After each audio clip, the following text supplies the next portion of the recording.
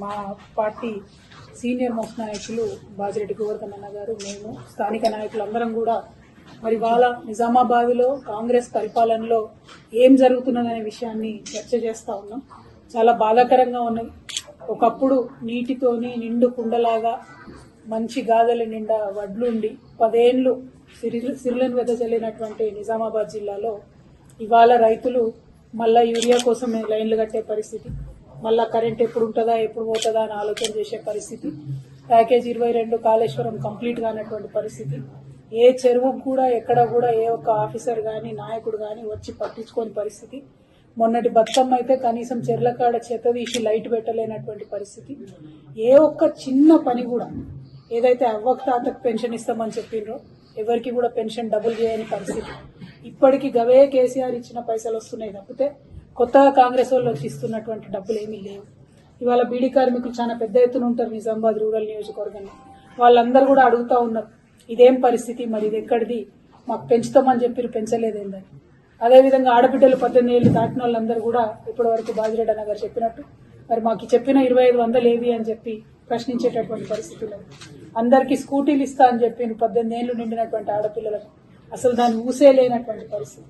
అంటే అలవి గాని హామీలు ఇచ్చి ప్రజలను మోసం చేసి నిన్నటికి నిన్న గౌరవనీయులు మన స్పీకర్ గారు, అసెంబ్లీ స్పీకర్ గారు మాట్లాడుతున్నారు, మేము ఆర్థిక పరిస్థితి తెలిసి తెలియక వాగ్దానం చేసినామంట. మరొక బాధ్యత కలిగినటువంటి పార్టీ, 130 ఏళ్ల చరిత్ర ఉన్నట్టు చెప్పేటటువంటి పార్టీ, వాళ్ళ అధ్యక్షుడేమో పాపం తెల్లారు లేస్తే మరి రాజ్యాంగం అని ఒక ఎర్ర బుక్కు పట్టుకొని తిరుగుతూ ఉంటాడు. మరి అటువంటి పార్టీ వారెట్లా మోసం చేస్తారు ప్రజల్ని? అంటే ముందు తెలంగాణ ఇస్తామని చెప్పి ఎట్లయితే మనల్ని మోసం చేసిరో, అంతకు ముందు తెలంగాణ ప్రజలు అమాయకం అని చెప్పి మనల్ని తీసుకుపోయి ఆంధ్రాలో కలిపి ఎట్లా మోసం చేసిండ్రో ఇవాళ కూడా కాంగ్రెస్ పార్టీ అదే ఒరవడిని కొనసాగిస్తుంది తప్పితే ఇంకోటి కాదు. అంటే కాంగ్రెస్ చరిత్ర మొత్తం కూడా మోసాల చరిత్ర అని చెప్పి, దగా చరిత్ర అని చెప్పి మళ్ళొకసారి రుజువు చేస్తూ ఉన్నారు. నిన్న మొన్న మనం చూసినాం, 4 రోజులు గ్రామ సభలను పెడితే ప్రజలు నిలదీసి అధికారులను వెలగొడితే మరి భయంకరమైనటువంటి మళ్ళా తెలంగాణ ఉద్యమకాలం నాటి పరిస్థితులు అన్ని పల్లెలలో కూడా మనం చూసినాం. ఇంతకు చేసింది ఏందయ్యా అంటే 4 రోజులు పెట్టిండ్రు, వాళ్ళ ఇష్టం వచ్చిన పేర్లు చదివిండ్రు, భూములు ఉన్న వాళ్ళకే మన ఇండ్లు ఇచ్చేటటువంటి పేర్లు చదివిండ్రు, రైతు బంధు అని చెప్తే ఎవరికి వస్తుందో ఎందుకు వస్తుందో అర్థం కానటువంటి పరిస్థితి, రేషన్ కార్డు అంటే ఎవరికి ఇస్తున్నారో అర్థం కానటువంటి పరిస్థితి, భయంకరంగా ఎక్కడో సెక్రటేరియట్ లో ఏసీ రూమ్లలో కూర్చొని చేసిన లిస్టును తీసుకొచ్చి ఊర్లలో చదివి పేద ప్రజల నోట్లో మట్టి కొట్టేటటువంటి ప్రయత్నం కాంగ్రెస్ పార్టీ చేసింది. ఎక్కడికక్కడ బీఆర్ఎస్ నాయకులు ప్రజలు చైతన్యవంతులై ఆఫీసర్లను ఎదిరిస్తే మళ్ళీ వెంటనే మాట మార్చి ఈ లిస్టు ఫైనల్ కాదు, మళ్ళీ ఇంకో లిస్ట్ వస్తుంది, కొత్త లిస్ట్ వస్తుంది అని చెప్పి మభ్యపెట్టేటటువంటి ప్రయత్నం చేస్తున్నారు. కానీ అల్టిమేట్ గా మనకు అర్థమవుతున్నది ఏంటి అని అంటే కాంగ్రెస్ పార్టీ వాళ్ళు కేవలం వాళ్ళ కార్యకర్తలకు మాత్రమే ఇందిరమ్మ ఇండ్లైనా, రైతు భరోసా అయినా, రేషన్ కార్డు అయినా, ఇంకోటైనా ఇచ్చేటటువంటి ఆలోచనలో ఉన్నారు. ఈ వాస్తవాన్ని తెలంగాణ ప్రజలు ఎంత తొందరగా గమనిస్తే అంత మంచిది. మనం డిమాండ్ చేస్తూనే ఉండాలి, కొట్లాడుతూనే ఉండాలి. కాకపోతే వాళ్ళ ఎమ్మెల్యేలు ప్రతి జిల్లాలో చెప్తున్నారు, మేం చెప్పిన వాళ్ళకే వస్తుంది, అధికారులది ఇక్కడేం నడవదు అని చెప్పి చెప్తా ఉన్నారు. అదే కేసీఆర్ గారు మీరెవ్వరు కూడా ఇన్వాల్వ్ కాకండి మా ఎమ్మెల్యేలని గాని మంత్రుల్ని గాని ఎవరిని కూడా ఇన్వాల్వ్ కానియకుండా కలెక్టర్ గారిని పెట్టి పారదర్శకంగా చిట్టీల సిస్టమ్ లో తీసి నిజంగా పేదవాళ్లకు అన్ని పథకాలు ఇచ్చేటటువంటి ప్రయత్నం చేసినాం. మేము అనేక సార్లు కేసీఆర్ గారిని అడిగినా కూడా లేదు, మా రైతన్నలకు డైరెక్ట్ గా డబ్బులు పడాలి, మా బీడీ కార్మికులకు డైరెక్ట్ గా డబ్బులు పోవాలి, అవసరమైన వాళ్ళని మనం ఆదుకోవాలి అని చెప్పి కోట్లాది రూపాయల సీఎం రిలీఫ్ ఇచ్చినటువంటి పరిస్థితి. ఇవాళ ఒక్క ఊరికి సీఎం రిలీఫ్ వచ్చిన పరిస్థితి లేదు, ఇవాళ ఒక్క ఊర్లో రేషన్ కార్డు వచ్చిన పరిస్థితి లేదు. ఇటువంటి పరిస్థితులు ఉంటే మరి తెలంగాణ ఒక 100 ఏళ్లు ఎంత పోతుంది తప్పితే ముంగట పడుతున్నటువంటి పరిస్థితి కనబడతలేదు. ఉదాహరణకు మన దర్పల్లిలో చూసుకుంటే మొత్తం మొన్న ఇక్కడ ఈ మండలానికి అంతటి కలిపి దర్పల్లిని మన విలేజ్ గా ఒక మోడల్ విలేజ్ గా తీసుకోవడం జరిగింది. అందులో 1950 మందికి ఇప్పుడు వీళ్ళు రైతు భరోసా ఇచ్చారు. కనీసం ఇంతకు 80% ఎక్కువ మేమున్నప్పుడు రైతు భరోసా ఇవ్వడం జరిగింది.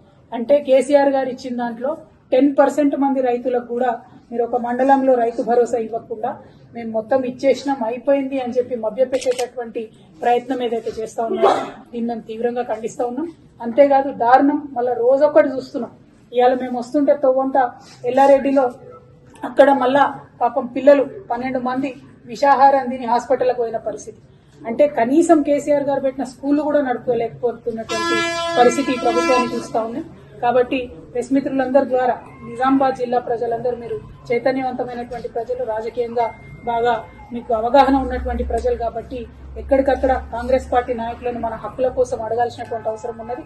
ఇచ్చినటువంటి మాట ప్రకారం మనకు ఖచ్చితంగా పెన్షన్లు కానీ స్కీమ్లన్నీ కానీ వచ్చే విధంగా ఉద్యమించాల్సినటువంటి అవసరం ఉందని చెప్పి మీ అందరికి కూడా తెలియజేస్తా ఉన్నాం. మీతో పాటు మేము తప్పకుండా నిలబడి ఉంటాం. నిజంగా రేవంత్ రెడ్డి గారు మొన్న 26 జనవరి నాడు మాట్లాడిన మాటలు వింటే ఎట్లా ఉన్నదంటే, ఒకటే స్పీచ్ లా 10 నిమిషాల ముందేమో 26వ తారీఖు నాడు వేస్తా అంటాడు రైతు బంధు, 10 నిమిషాలు కాగానే 31 మార్చికి వేస్తా అంటాడు. అంటే నిజంగా అబద్దాన్ని తీసుకుపోయి అద్దం ముంగట నిలబడితే ఎట్లుంటదంటే రేవంత్ రెడ్డి గారి బొమ్మగానే పడుతుందట అద్దంలో. అది పరిస్థితి. అంతే తప్పితే ఇంకోటి లేదు. ప్రజల్ని మభ్యపెట్టి ఎక్కువ కాలం పరిపాలన చేయలేదు. ప్రజల కోసం ఇప్పటికన్నా ముందుకొచ్చి పారదర్శకంగా పనిచేయవలసిందిగా కాంగ్రెస్ పార్టీని డిమాండ్ చేస్తా ఉన్నాం. నిన్న కుంభమేళాలో ఏదైతే ఇన్సిడెంట్ జరిగిందో దానికి బీఆర్ఎస్ పార్టీ తరఫున మేమందరం కూడా బాధపడతా ఉన్నాం. అదేవిధంగా కుంభమేళ ఇప్పటి నుంచి శివరాత్రి దాకా కొనసాగుతుంది కాబట్టి తెలంగాణ నుండి కూడా చాలా మంది పోతా ఉంటారు కాబట్టి ఖచ్చితంగా ఇక్కడ ఉండేటటువంటి ప్రభుత్వం ఒక హెల్ప్ లైన్ ఏర్పాటు చేయాలని చెప్పి మేము డిమాండ్ చేస్తా ఉన్నాం. పోయినటువంటి ప్రజలు ఎటువంటి ఇబ్బందులు ఎదురైనా కూడా ఒక హెల్ప్ లైన్ కి ఫోన్ చేసేటటువంటి ఆస్కారం మన తెలంగాణ నుండి కల్పించాలని కూడా నేను ఈ సందర్భంగా డిమాండ్ చేస్తా ఉన్నాను. Thank you. జై తెలంగాణ. కొత్తగా ఈ ప్రభుత్వం చేస్తున్నది ఏం లేదు. మేమిచ్చినటువంటి ఆత్మగౌరవ భవనాలను పోయి ఓపెనింగ్ చేసుకోవడం, మేమిచ్చిన ఉద్యోగ నోటిఫికేషన్లకు పోయి సర్టిఫికెట్ ఇచ్చుకోవడం, మేమిచ్చినటువంటి అన్ని పనులను కొనసాగించే ప్రయత్నం ఏవైతే కంప్లీట్ అయిపోయినాయో నేను చేసిన అని గొప్పలు చెప్పుకున్నాడు తప్పితే చేసిన మంచి పనులను కొనసాగించి పెంచి ఇచ్చింది మాత్రం ఎక్కడా లేదు.